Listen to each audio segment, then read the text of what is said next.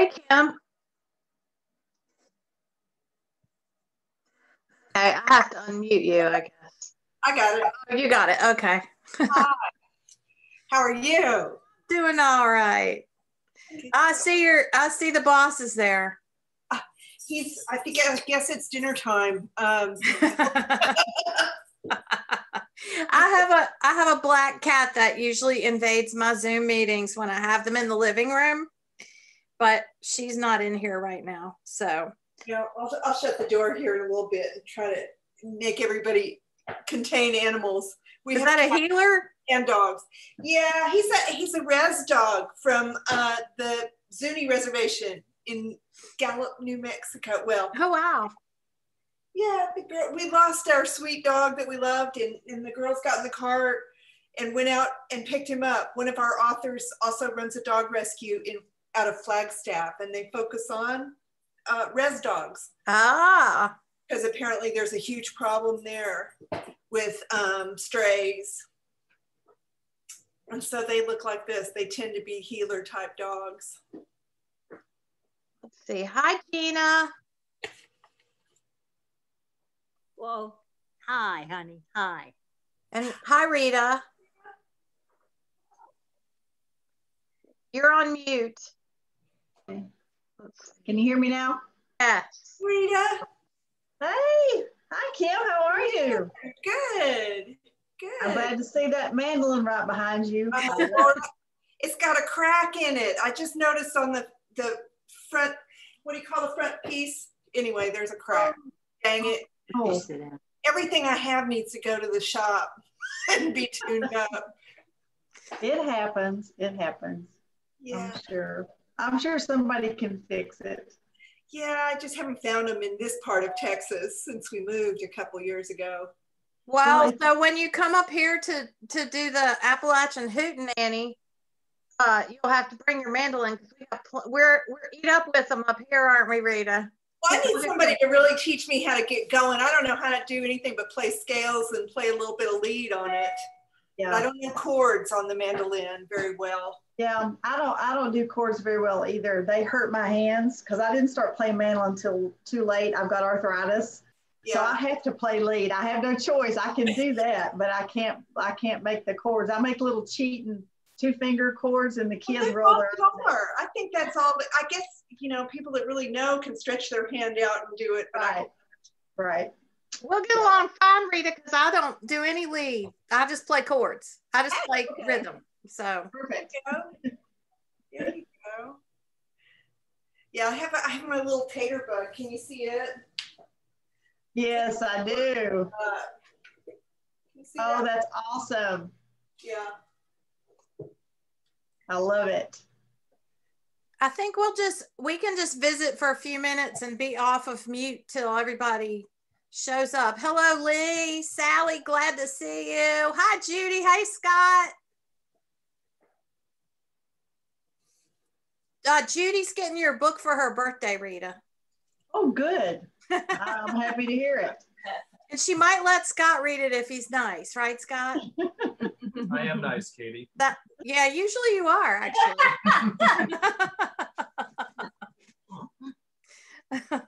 We're eating dinner, so we might turn our video off while we're listening. Okay. To the reading. Sherry. Let's watch. Welcome, Sherry. If we got here.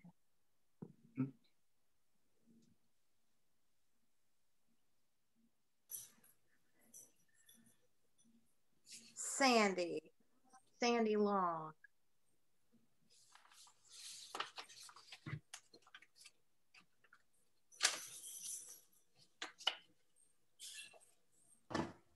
Welcome, Stacy.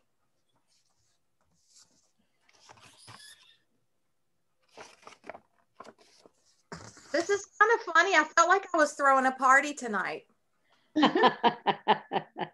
My kind of party. It was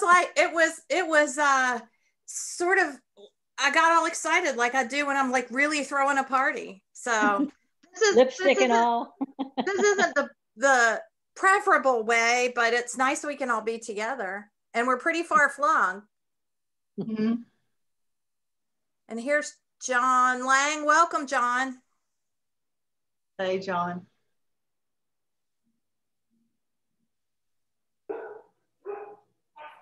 Oh, doggy. Somebody let the dog out. Don't shut the door. You want to tend to animals? Megan.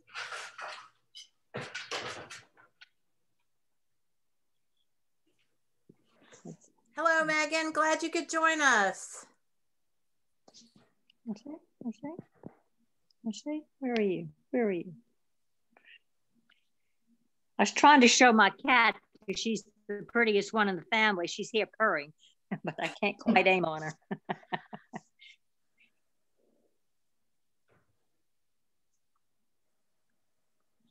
All right, let's see.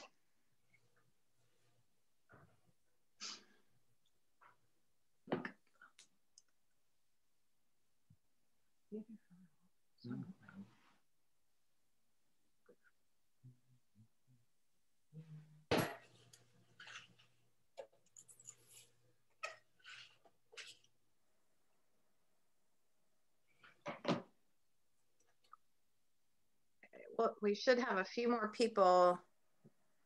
Here's Lana Whited from Ferrum. Hey, Lana. Hey, Lana.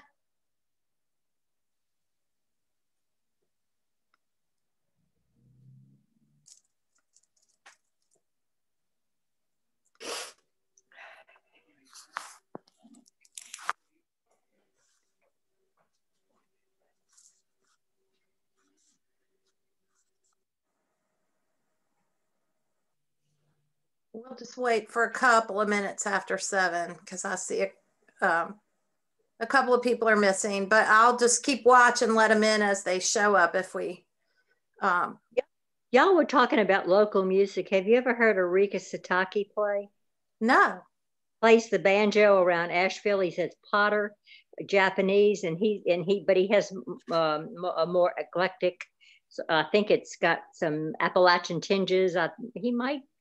On his website, there's an example of their music, and sometimes he has functions at his gallery, which might be in Asheville or near Asheville. Cool. He's wonderful. Oh, it's fabulous. Have to look him up. Yeah, I've never heard them in person, which I'd love to. I know of a cello player who's really good. And I want to say he's from Asheville maybe too, but I don't know. It might be the wrong Asheville. His name is Takanobu. He goes by Tokanobu. Takanobu. Yeah. Oh, wow. Takanobu. And he's got a beautiful singing voice too while he's playing his cello. What's his name again? Takanobu. Let's see if I can remember what his actual name is. I'll find y'all a link and put it in the chat. Great. Okay, I need to send hang on, one person didn't get the sign-on information. I'll have to check her email. Helped. She's all right. Well, about a minute after, and my mama taught me to start things on time. So if everybody will mute yourselves except for Kim and Rita, and we will we'll get started. And I am just so pleased to be able to host this tonight on behalf of Create Appalachia.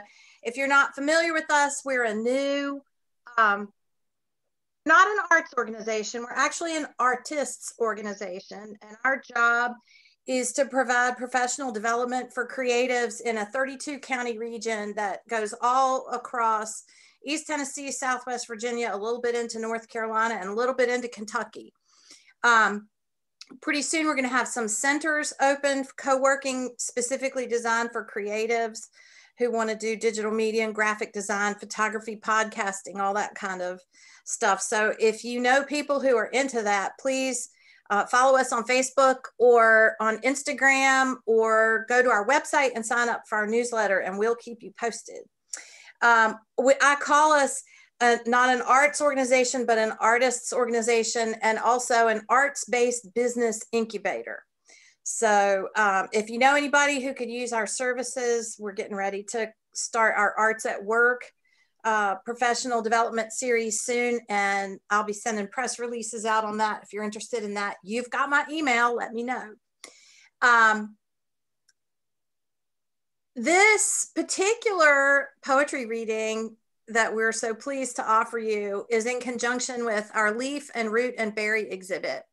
Leaf and Root and Berry is an exhibit that we planned to have this past September in conjunction with the Sassafras Moon Herb Festival in Irwin, Tennessee.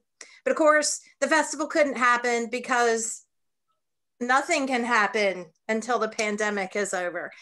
And so what we did was we partnered with the town of Irwin, and that artwork, which features artists, visual artists from across Southwest Virginia and East Tennessee, is actually visible, COVID safe situation in the downtown Main Street windows in Irwin, Tennessee. So you can actually stroll around and see the art. We also have it online at www.createappalachia.com. And keeping with that botanical theme, we've invited Rita here tonight to read, and we've got 2 more of these Leaf and Root and Berry online events coming up soon. So you can check those out on our website. One of the things I thought would be just great, because she offered to do it, was to invite Kim Davis to join us. Kim runs Madville Publishing in Texas. They published Rita's lovely book, Some Notes You Hold. And I particularly loved reading about Madville's mission. They're nonprofit, and their mission is to present language in a playful, imaginative way and to encourage love of the written word, regionalisms and all. We like that. And to publish poetry, fiction, and nonfiction that straddles borders. And here in Appalachia, we understand about straddling borders. So I invited Rita to just, Kim to say a few words about Madville and to introduce our lovely poet, Rita Quillen. Hi, thanks everybody. Let's see, I made notes because I'll wander all over the place if I don't follow some kind of schedule here. I'm thrilled to meet you all. I don't see anybody other than Rita that I really have met before, which is good. But because, I mean, I figure I've hit all the writers in the Appalachian region by now, because we've got so many on our list, and I'm excited about that. But I met Rita at the same time I met Linda Parsons while I was working at Texas Review Press. And their support has meant an awful lot to me continuing in the publishing business after I left Texas Review Press. There were a couple of other notables at Texas Review Press, and Jesse Graves is one that I know from the region. And we got a project coming up with Jesse that we're going to be really excited to share in, a little bit. I think we'll be opening up for submissions in about May for a competition with Jesse as the judge. So watch our website. And I'm pretty sure Katie gave our information about how to get to our website. So go visit, sign up for our newsletter, and then you'll know when some of these fun things are coming up, and you might share a poem with us or a manuscript even. And Linda's our poetry editor now. And the first book she worked on with me on at Madville was Rita Quillen's book. And, of course they're friends, and I've gotten to know them both, and I just love it. It's such a warm thing. I'm not going to name all those other poets, but you'll know their names. You'll see their books when you go to our website. But let's see, what else was I going to say? Yeah. Rita. Now, what I want to tell about Rita and what I love about Rita's poetry is that I worked with her on The Mad Farmer's Wife, and she's familiar She feels like, reminds me of sitting down in my grandmother's kitchen, eating biscuits and gravy. You know, and with some good music in the background. You know? I love it. I'm gonna, without further ado, I don't know how much of your resume you want me to read, Rita. I think people know what you've written already, don't they? Don't you? Does this group already know what you've written? I have no idea. I know some of them do. I don't know a lot of these folks either. Well, I'll tell it right quick. I'll tell it right quick. She's got 2 novels out now, Hiding Ezra and the sequel, Wayland,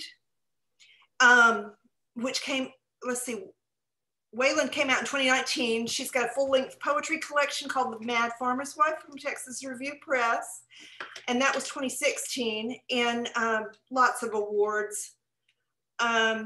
Gosh, she's got the Weatherford Award, Appalachian Literature for Berea College. I'm not sure if I said that right. Finalist for the Dana Awards for Hiding Ezra. 6 semifinalists for the Poet Laureate of Virginia. I get so confused about your borders. I think everybody lives in Tennessee. Let me just. I'm just barely in Virginia. I'm just barely over the line. So anyway, that's enough of me talking. Let's listen to Rita. That's what we're here for. I'm so happy to see you. You too. Thank you, Kim. And thank you, Katie. I'm thrilled to be here with you. Anything called leaf, root, and berry is right up my alley. So this is perfect for me. So what I thought I would do tonight is read some poems about one of my main topics, which is always about nature and gardening. And both of these books that were mentioned, The Mad Farmer's Wife and Some Notes You Hold, center around being outside, growing things, and the changing seasons. But they also, in Some Notes You Hold, the first part of that book is a tribute to my dad. And my dad was the most committed gardener you've ever seen. He loved his vegetable garden. He was all about it. So I knew that when I wanted to write some poems about him, that would definitely have to be a topic that I would cover in some depth. So one of the poems that took me the longest to write, though, was a poem in the book called Garden Rite, R-I-T-E. And what I came to realize was for him, gardening meant a lot of things, but it almost had like a religious quality. It had a liturgical quality. It was a ritual that he did every year the exact same way, and it meant so much to him. The ritual itself, not just the growing. So anyway, so in this poem, I merged together talking about his garden with some very liturgical language. So if you can see it on the page, you're going to hear me say some things that come straight out of liturgy, and that's by design. So if you have the book, it's on page 5, Garden Rite. Each spring, on his postage stamp of earth, the same rituals. At the first warm breeze, out came the 2x4s nailed together into a rectangle where he tenderly pushed lettuce seeds into soft mud, draped the airy muslin covering over it all, like a communion table waiting for the church bell, stepped back and smiled. Consecrate this crop. The days had to lengthen before the rest could join in. The old rusty push plow of his ancestors, a hoe he had kept from the barn of his boyhood, lifelong tie to the gardens of the dead. It is right to give thanks and praise. He used the creek and tree line in April to cite the straight line that would become, by the hot buzz of August, a choir of corn releasing soft hallelujahs. Beans would be the kneeling women at the altar, onions the sour deacons of the doxology, squash women in yellow bonnets and the calico of his youth, sweet fat cabbage babies wafting and waving in the blinding sun's light. We are what feeds us. He plunged little crosses in the ground where tomatoes, smeared with stigmata of juicy joy, would shine over the garden. Not a thing wrong with the bread and wine, but a country boy had to have beans. No communion wafer unless it was made with ground corn. Let us keep the feast, lift up our hearts.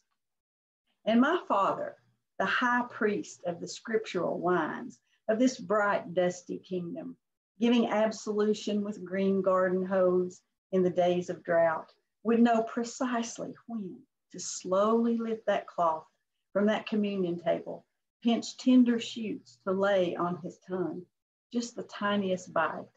Take and eat this refuge. This is all our salad days.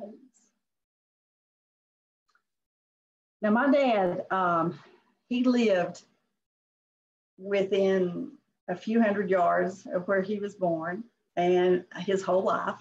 And his family had been there for like 5 generations in that one place. And so it wasn't just that he gardened there, but that he gardened there for a long time, you know. So anyway, so I had to write something about that. So the next poem is called Grounding.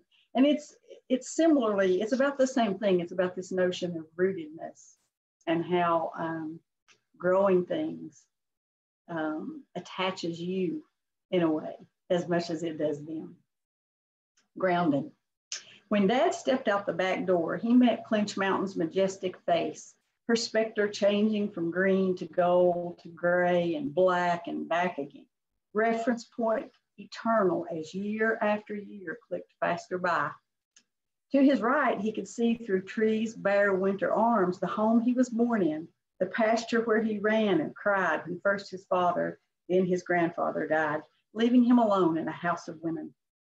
He could see his cattle grazing up there now, unaware of any tragedy, peacefully breathing under the mountain's shadow and wind. To his left, the church that centered his days, built on land deeded by a great-grandfather, cornerstone dragged from that same mountain mother. Its organ and piano rang through his days, just like the big bell on its steeple overhead. His family had also helped hang up there, had prayed under, mourned under. That often brought a smile to his face when its noon tune as he plowed, planted and pulled and hauled in his garden, merely yards away, smiling at his life in the shadows of all he was or could be, living where everything that happened everything had happened that mattered. Everything that mattered had happened. He could see it all right there on that little spot, so small, invisible even to the heavens. But to say it was a small life is to misunderstand. What profited the man to rush about, live big, move off to hostile climates, losing sight of that long arc of loss and longing and love? It's a special gift to bloom where you're planted, grown in the fine sand of blind luck and whimsy, the tiny cosmos of root, stem, and vein. Switching up a little bit, I want to read you a poem from The Mad Farmer's Wife. This book is very different in a way from some notes you hold. I don't know if any of you have read this book or know anything about it. It's an answer to a book by a Kentucky poet, Wendell Berry, wrote a book called, The Mad Farmer. And it's the male character persona of the mad farmer who's out there desperately trying to make a living and have a life on the land and all the struggles. And I had always wanted, from the time I first read those poems, I said to myself, well, somebody needs to hear from his wife. You know, we're just hearing one side of this story. So over the years, I kept writing more and more of these and eventually put a book together. And eventually Texas Review Press was kind enough to put them all together and print a book. But one of the things that I wanted to talk about and do throughout this book is that, again, this idea of growing things become metaphor. They become symbolic. And when you're out there working on the land, you just see, if you're a poet, you just see meaning and lyricism in everything. And so I'm not as able to garden now as I used to, but I used to love to grow a big vegetable garden, and I always loved to can and all those kinds of things when I was younger in particular. So I've done a lot of that. So there's a lot of poems about gardening and canning and freezing and preserving things. And that's something I like to write about. So there's a poem in The Mad Farmer's Wife that fits our theme for sure, called A Poet's Vegetable Epiphany. Gardens are a perpetual gift. I don't mean all the tomatoes and cucumbers, sweet snap peas multiplying in piles. I'm talking metaphor. Their symmetrical shapes, every color and smell, whimsical, overgrown lushness and sensuality, an artist's dream. You can talk about laying out perfect rows, the spacing, the preparation, the tending, about harvest and pestilence, storms and scavengers, about plants that look gorgeous but never mature, about earthly treasure and heaven's promise, roots and buds, as if the garden was created by a poet, someone who knew we needed things together and eat, the juice dripping off our pens. I was so thrilled to see, I looked at your art exhibit online. I didn't get a chance, of course, to come and walk up and down the streets in Irwin and look at it for real, but the paintings were and drawings were lovely and definitely very inspired. Going back to some notes you hold now, I'm going to flip back here to, I'm on page 60. I've written a lot of poems about trees. In fact, I have a whole series of tree poems. If you look through all of my work, there's a lot of them. And so I wound up going into a little more detail about that in this book with a poem called The Love Poem to Trees. And it opens with a little prologue from Rilke that says, if we surrendered to Earth's intelligence, we would rise uprooted like trees. And I think that's brilliant, a brilliant observation by him. And he's a poet that I identify with so much. But anyway, here's my love poem to trees. To think, most know nothing of them, rarely encountering them, unlucky in their geography of sand, bushes, or driftwood, or only a few kinds of our tall guardians. I live in the World's Fair of trees, the Appalachians, with every kind, size, color, every flavor of bark and texture. Our history is our geography, the writer said. What book of life would have been written if I had only walked on sand, on a flat glass plain of grass, walked in mostly sky, not enclosed by a family of woods, the arms of mountains? How different it must be to age to the beat of the surf or to the wind howl of the plains. The old ones knew of tree medicine like salves and cough tonic given by sassafras and tulip poplar, the antiseptic pine, the healing hickory balm for burns and creaking bones. They knew too the shade and protection cut or standing, how they could stand and cool or fall and warm them. Daily sacrifices of our tall, quiet friends. Beneath is the understory which survives despite the hovering, smothering top. No one knows their names except for some so notorious they are cursed with the label poison. At roll call each morning they report Mayapple, bug umbrellas. Fern, the ground's cooling fan. Periwinkle, blue sparks on green carpet. Laurel, home for all fur and feathers. Surrounded by millions of dead skeletons from last year's growth, they look with envy at offsprings of the tall ones, soon to be oak, maple, poplar people. True, they will die.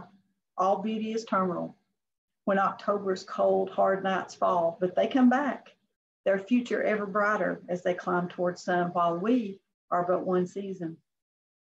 Lamps with little oil, our only hope, a photographer or a woman with a pen and paper. And I hadn't realized until after I wrote that poem that it contained a really interesting idea from another very well-known Kentucky poet, Jesse Stewart. He's a writer nobody talks about much anymore. Unfortunately, he's not read that much. But one of the things he talked about and wrote about is what he called the great thought. And that is, he said that the reason he was a writer and the reason the mountains produced so many writers was because of our 4 distinct seasons and because of the just extravaganza of flora and fauna and trees that we had, that for an artist, there was just nothing to beat that kind of constantly changing stimulus and landscape, and that endless supply of new metaphors and new images and new lyricism that was just all around us in the beauty of the world that we saw. And I think there's something to that. I think I would have been a writer wherever I lived, but living here made me a certain kind of writer, and definitely shaped everything about what I write about, and how I see the world is based on the beauty of this place. One of my favorite seasons, and it may be yours too here in the mountains, is the fall. It's just stunning here when we have a beautiful fall. There's nothing like it. But it's also, there's a kind of somberness and sadness to the fall that a lot of people feel. I definitely do, but it's a good thing. For some reason, fall has always been a time that stirred me to write. And I don't know why, I've never quite understood it. But I've written about that, about how just that sudden change in the whole palette of everything, the view, does something to me spiritually and creatively. So this poem's called Why I Love Fall. In January's gray mist, the wind howls, ice crunches. March brings raucous birds and bugs. In summer, it's man alive and machine too, buzzing and banging all over everything. Fall is the quiet time. Every day you wake up waiting for something. The September hush arrives with only the slightest rustle, air hanging full of words like tree branches lined with wrens. Then poems start to stop by, alighting here for a rest as they migrate to wherever they hibernate. Since I was a child, I knew autumn's gift was not just color, coolness, and the high blue canopy, but knowledge of time passing, a quiet that hurts, a slant of light that falls over the face like a veil, words coursing overhead, my limbs shedding leaves that carry poems. What good has this wisdom brought me? I will die in more pain than most. Yet still I keep reaching, calling out to syllables in sunlight. I lift an arm and whistle, come to me, here in the color and quiet. And I'll end with a poem about one of my favorite rituals. Speaking of rituals and the great thought and seasons and all that. In the spring here on the farm, we do something called feeding the bees. I don't know if you guys ever did that or do it. What we do is when the spring blossoming begins and we know that the bees are on their way back, my husband takes a little table out under our apple trees, and all the old jars of honey that he's got left over from all during the winter, he takes them out on a plate and he turns them upside down and he lets the last little bit of the honey drain out of the jar, and the bees come and eat it. And that's kind of the kickoff for us of the spring season. He used to be a beekeeper and we love bees. And up until last year, we actually had a hive in a tree, a wild hive, which had been going here and making just tons of honey for years. It was a really amazing, remarkable thing. And you don't see too many of those anymore. It swarmed last spring. And so we had to call another beekeeper. We don't keep bees anymore. And we called another beekeeper and he came and collected the swarm. But I love, the first time my husband ever did it, I went out there and I said, what is the table under the apple tree for? He was like, oh, I'm feeding the bees. And I was like, you are just the greatest gift a poet could ever have. I mean, you just handed me this amazing thing on a platter. That's wonderful. I love it. And again, it's just so rich with meaning for me that they come back every year and he was there waiting to feed them. I love it. So I said, well, I've got to write about this. So it's called Feeding the Flow. Farms are cathedrals where primordial ritual and sacrament reign, though we lack written provenance. Spring has many ceremonies and rites. In late April, we drag a table from the porch out under the apple tree where an offering is made of winter's dried up honey jars for bees both wild and domestic, descending on white blooms. Spring sun warms the golden prize in the jars, only a small golden ring remaining at the bottom of each. It seeps out onto a plate where worker bees kneel at the amber altar, their humming liturgy, sweet music to plant by. Though it happens every time, I stand always amazed. The hidden bees appear out of nowhere, summoned by something unseen, a glyph in the clouds, a whistle through the field of wild mustard, calling them to April vespers. Forgotten in the winter ice and gray pelt sky, taken for granted like mother's love, they show up whether we are grateful or not, blindly assured that the wild always come through, that creation, the great plan, will always work out, whether we try or not. Artfully arranging the row of jars under the tree to take a picture, I join the fight with sourness too, every way I can. The bees and I carrying pollen and poems, unburdened by thought and fear, delivered from winter and the grave and memory. They are the honey from my days offered to the ghostly gods, legions of angels assigned to keep check on the great flow, that cosmic transparent eyeball keeping watch on the seasons of it all. Well, thank you all very much. I'll stop right there. And I think Katie wanted to see if anybody had questions or anything. This doesn't look like a terribly rowdy group, which is not always the case when I'm talking to my people on Zoom. So I think what we could possibly do is just unmute if you have a question for Rita. But first, I'd like to say, Rita,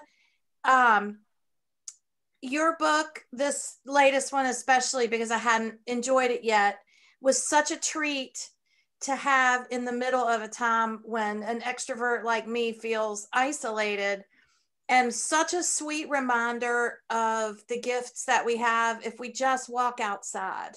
Mm-hmm. And I really appreciate your graciousness and your talent and your willingness to share this with us tonight. So thank you so much for that. Oh, thank you, Katie. It was my pleasure. I'm happy to. So who has a question or a comment or an observation for Rita? Oh, and there's Catherine too. Hi, Catherine Grimes. I see you. Hey, Catherine. I want to ask Rita if she means for the ambiguity of a mad farmer's wife. Of course, to read it is ambiguous. Is it the wife of the mad farmer, or is it the farmer's mad wife? Well, both. I mean, yeah, absolutely. I'm all about making things as murky as possible. I mean, that's the whole fun of it. And Wendell, I feel like, plays off of that too. I mean, he says, you know, you have to be crazy to farm, which is true. It's not an occupation for sane people. There's nothing sane about it. You're at the mercy of elements and every possible thing that could go wrong. It's just the most risky enterprise you could ever undertake. But it's also, you know, in that book, if you've read Wendell's book, there's also anger from him about just sort of the system and all the ways in which the farmer is at the mercy of not just things like the weather and things like that, but politics and international economics and banking and all these things. You're just such a, you know, a leaf on the wind. And so the mad farmer is both crazy and angry. And so there is a little bit of that in his wife as well. Although I think more, she's more on the mad as in just crazy, you know, which I like that about her. Although you do have that poem, and it's right next to the one you read from the Mad Farmer's Wife. Right, the vegetable pit, the Mad Farmer's Wife throws a cuss fit. So, Catherine, I think you might be onto something. Oh, it's definitely there. Well, while we're unmuted, I had really a comment, Rita, as well. And it's really nice to see you. It's been a long, long time. I also grew up in Scott County. So Rita and I know each other. When at the beginning of the program, when you said that you didn't live too far from the line, it reminded me of Charles Wright's poem, Gate City Breakdown. Do you know that poem? It is actually on my desk. Please reach him. It is always. I have that too. Bob Denham gave me one sometime after I left Emory and Henry. It's in my study, and I love that line about letting it out on the other side of the line.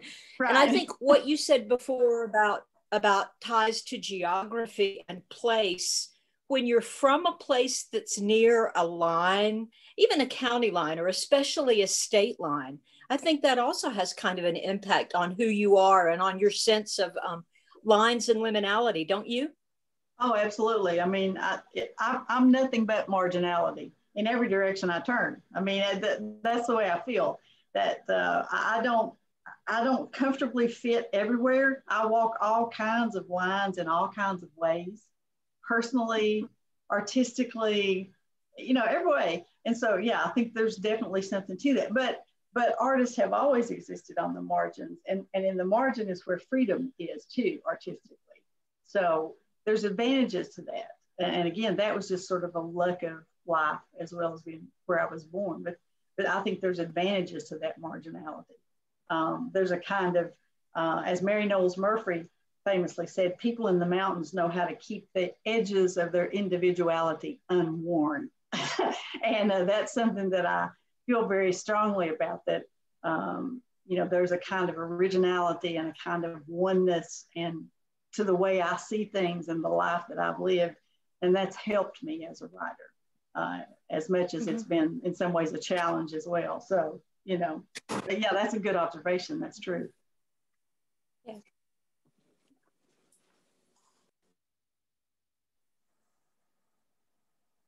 Rita, I just want to thank you for calling the trees people. And I know I do this with a lot of things. My husband tells me, you're always saying, the poplar people, the mushroom people. It's not really like you're trying to anthropomorphize. It's just that you're recognizing them as equals. At least that's what I generally do. They're part of your world. And they speak to you and you speak back, and we understand that. I'm glad you get that. That's good. That's a good thing. I often ask her, who are you talking to? Well, just roll with it, because they're talking back and it's okay, and she'll tell you about it later. So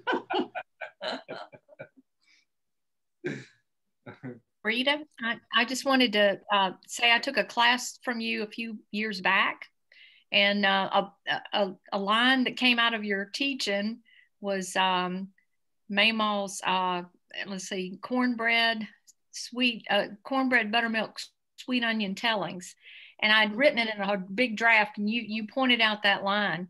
So 3 years later today, I finished that poem. And wonderful. Yeah, and I just wanted to thank you. And that's fantastic. You made my day. I've stayed with it. It lived with me, but it didn't take its own direction until a few days back, and I finished it today. But it's a joy. I'll be glad to add your new book to my collection, and it's a joy to hear you read again. And I just feel like I've been drawn back on Maymaw's porch. All right. Well, I love it. I love it. And that's so often the case. And I've tried to encourage writers to understand this, that sometimes it's just like trees or anything you're planting. It takes a long, long time for some. There's poems in this book that began years ago, and sometimes in different manifestations, and then just all of a sudden it clears, the fog clears, and the actual poem is there. It matures and it's ready to come out on the page. And I don't understand the process either, but I just have done it enough to know that it's a growing and a maturation thing, and you just got to be patient and don't ever throw anything away. Right. that is absolutely vital. If I can teach writers one thing, is don't ever throw anything away and think it's dead or it's going nowhere. you have no idea. You don't have a clue. So just keep it and keep looking back through your journals. And, and a lot of times like you say, it can be years later. All of a sudden it will be clear what you meant to do there, and it'll come out. And that's the best feeling in the world. That's a happy day when that happens. Truly. I'm happy to hear that. That's great. Thank you.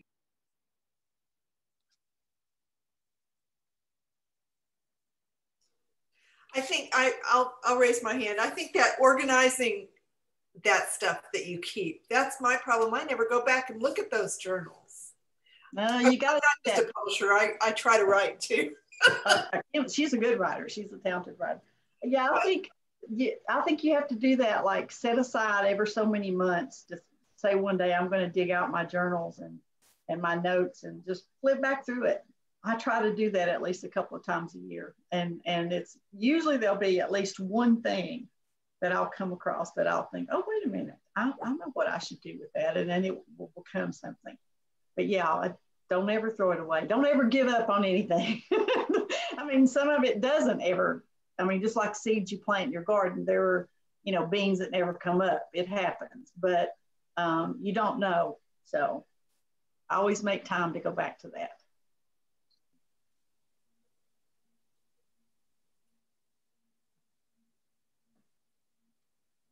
No, I was thinking about the poem about your dad and grounding, where you talked about how he didn't travel much, and but not to mistake that geographically close life for a narrow one. Right. And I remember one time I heard somebody speak about the value of digging deeply in one place, and the breadth of wisdom and joy and learning that you can achieve from digging deeply in one place and not flitting from one place to another. Right. And it's interesting to me. I mean, my observation is that you're doing the same thing, but you're digging with, like Seamus Heaney says, you're digging with your pen, right? Yeah. Yeah, for sure.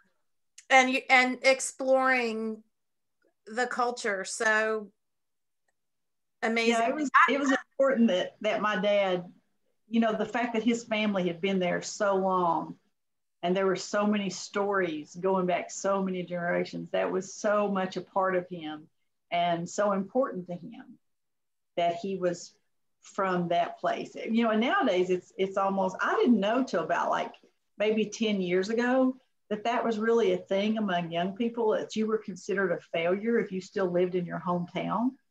The first time I ever sort of heard that from somebody, I just was astonished by that. I thought that was a really odd idea. And it's obviously something new.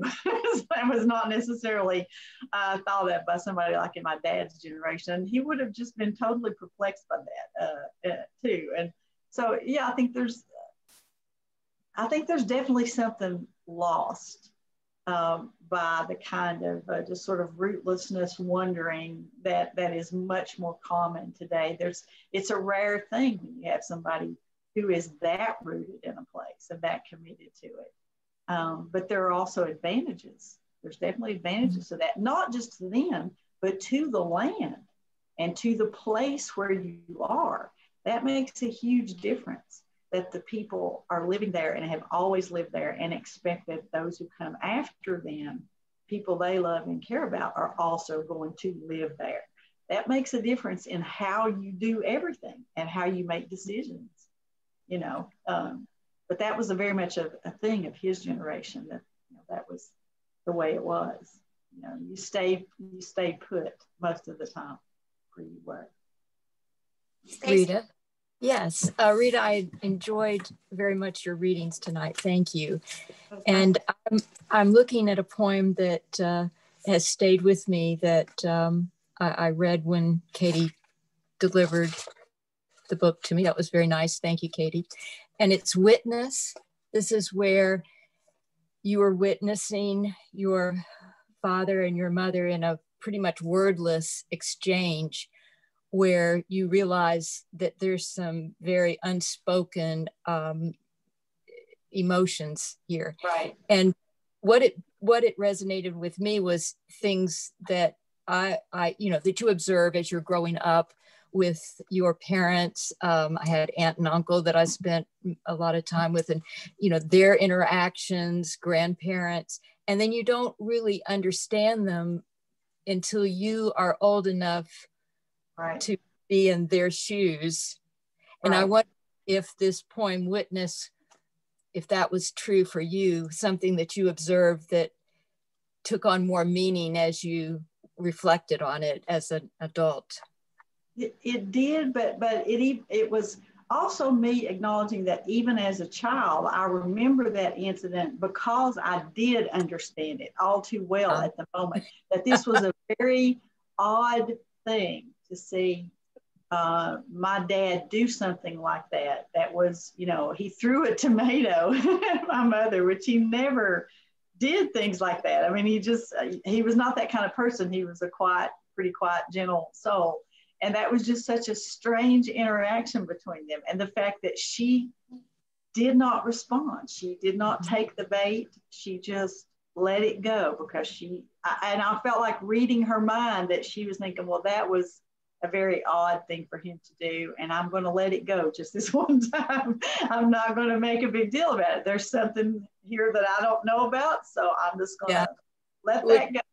And it was, it was very elegant of her.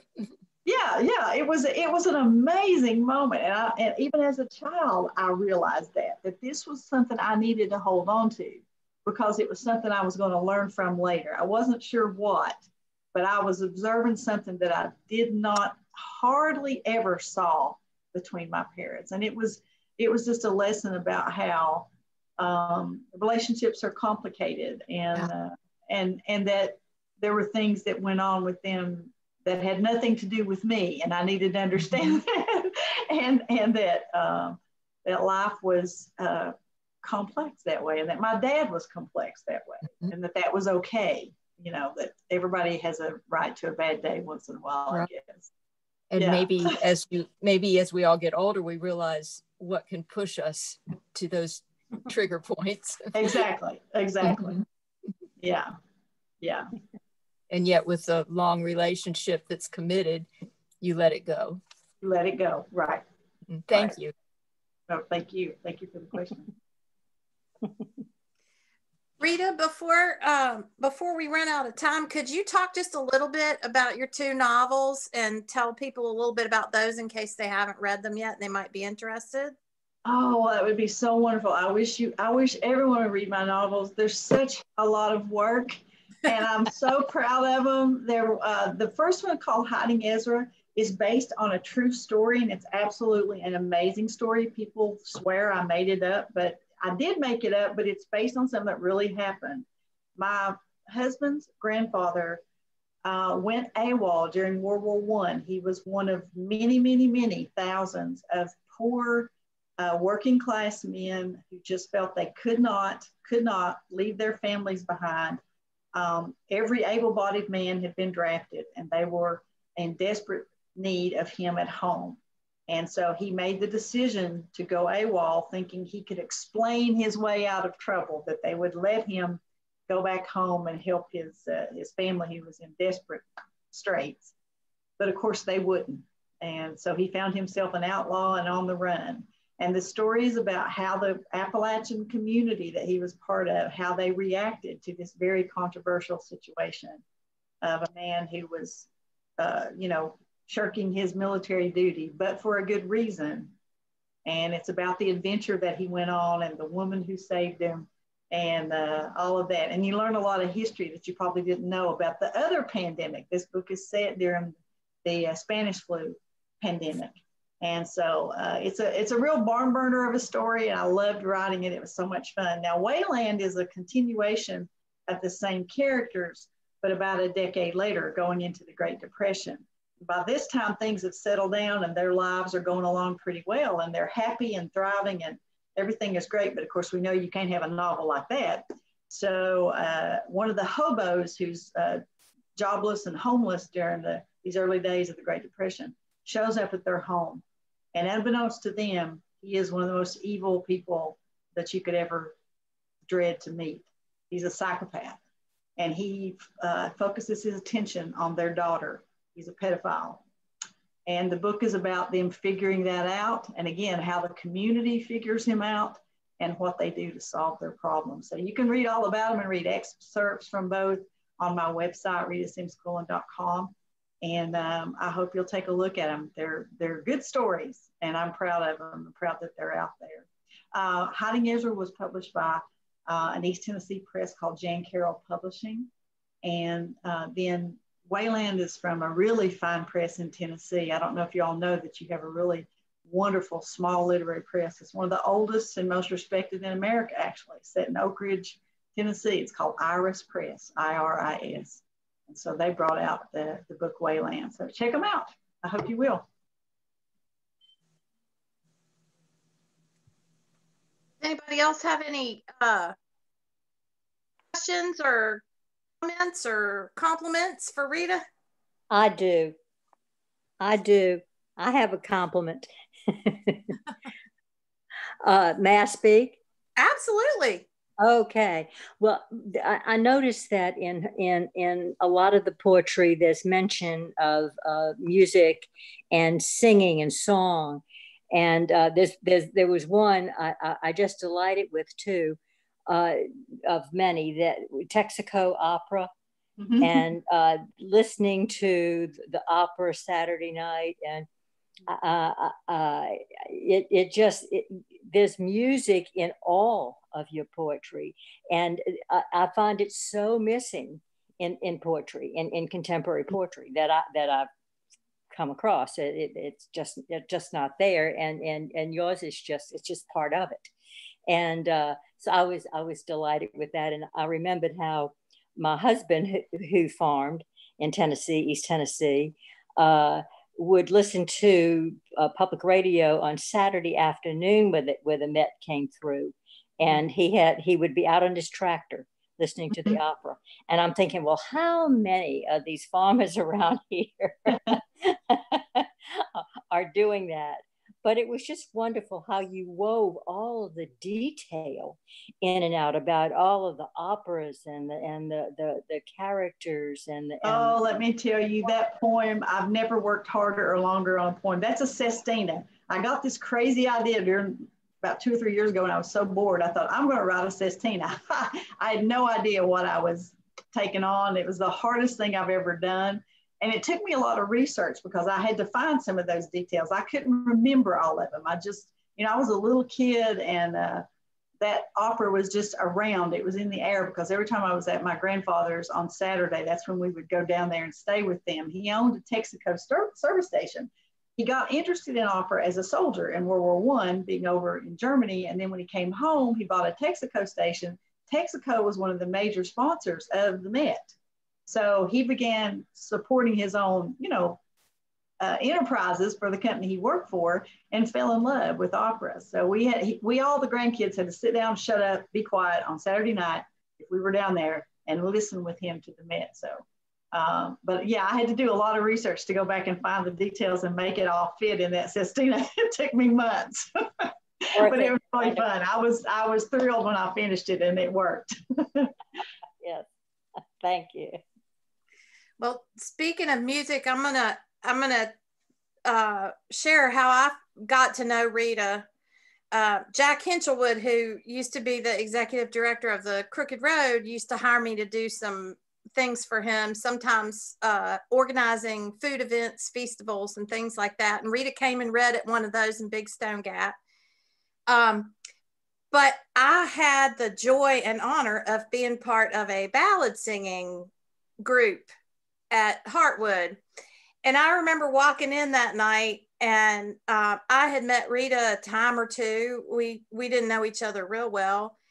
And all I can think of is I walked in with my husband, Brett, and she said, "Oh, come on over here and sit with us." And I sat down, and I felt like I'd just known her for ages because of her graciousness, which totally comes through in what she writes. And what some of you may not know about her is that she's a ballad singer. We got on the stage and we did round robin ballad singing, which was really fun. But Rita's also quite a good singer and songwriter. And I'm going to try to get some better sound or something for her, because I think the next time we need to get her to sing something for us that she's written, because she's written some beautiful things. Thank you very much. I'll try to make that happen. I've got to work on that. Now that everything's going to Zoom, I need a better system. So I got to up my game on the technology. I'm a little bit behind on that. I mean, it made me kind of sad. There's that big, beautiful bass right behind you. I know. Just sitting there. This room is full of instruments. It is. I can play a little bit of almost everything, but nothing very well. But I have a house full of instruments just in case. Because like I said, you never know. I might pick up one of them and play at any moment. Who knows? So we'll see. So Gina, your observation about the music is like from the bone for Rita. Yeah. It's just part of who she is. I see it too. Well, thank you all so much. Again, I want to thank you all. I know you could be doing all kinds of things on Tuesday night, and you missed Jeopardy and Wheel of Fortune to talk to me. God, I mean, so you made a sacrifice, and I really, really appreciate it. Seriously, no kidding. I'm happy to be a part of this, and congratulations on keeping your festival going, even under these times. That's great, and hopefully we can have something in person sometime very soon, and I'll get to meet some of you in person. That'd be great. Well, speaking of that, part of the reason that we did go ahead with Leaf and Root and Berry is to remind people that we will be doing the sassafras. Well, we won't. We'll be doing Leaf and Root and Berry again next year, but next year it'll actually be just like it was supposed to be in 2020, part of the Sassafras Moon Herbal Festival, which is a wonderful little festival that focuses on herbalism that happens in Irwin, Tennessee. And it's going to happen on September 18th, which is a Saturday. So mark your calendars if you're interested in herbalism. It was the first year last year, and it was such a high quality little festival with great vendors. And I know that it's going to be even nicer next time, because word will get out and people will want to be part of it. And I was just so impressed. And I wanted to mention the other two sessions that we're going to have. Another one is going to be a week from tonight. And for all of you who like Judy to speak to the tree people and Rita, next week we have River Bryant, who's going to teach us about the Oracle Walk, which is a guided nature meditation that centers on trees.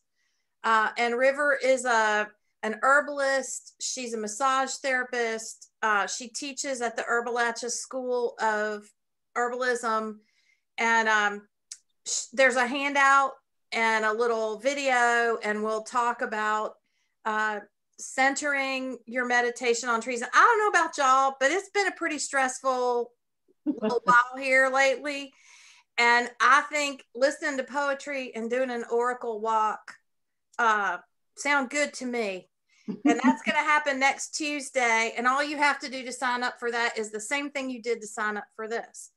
And then on Sunday evening, the 31st, which is the last night of the Leaf and Root and Berry exhibit, one of my top favorite friends, Christy Chevelle of Shy Valley Nursery and Plant Farm, is going to share with us a program on landscaping with herbs and edibles.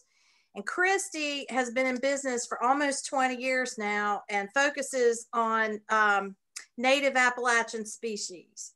And I once went on a rogue mission with her to get elderberry cuttings, and they were in the middle of the interstate on the median, and nobody else would go with her, but I would. And I said, all right, you drive the getaway car. And I ran across the road with my clippers, and I got those elderberries.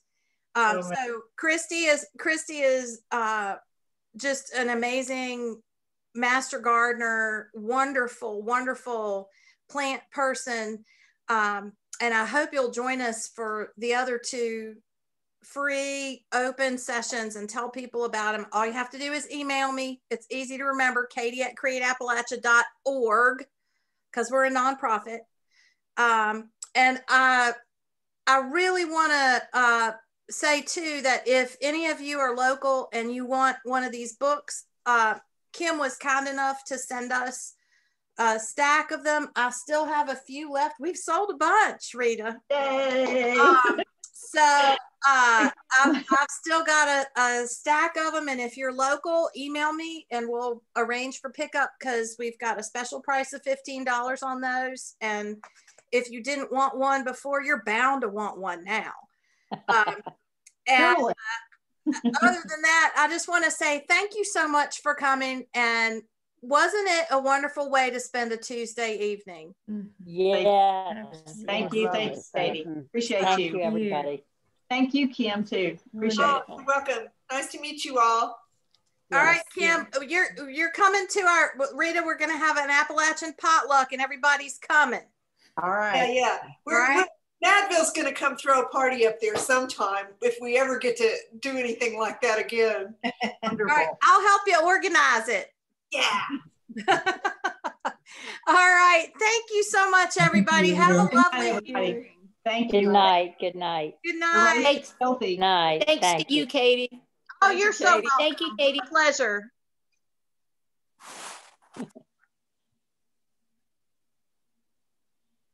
Thank you, Rita.